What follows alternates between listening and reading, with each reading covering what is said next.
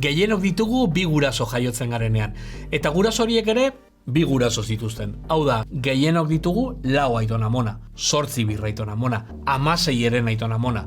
Urrengo belaunaldian 32, 64, 128, 256. Horrela jarraituz gero, iritsiko da punto bat non arbaso gehiago ditugun une jakin batean munduan bizirik zeuden pertsonak baino. Test genetikoen merketzearekin arbaso famaturen bat ote zenuen esaten zizuten konpainiak ere sortu ziren.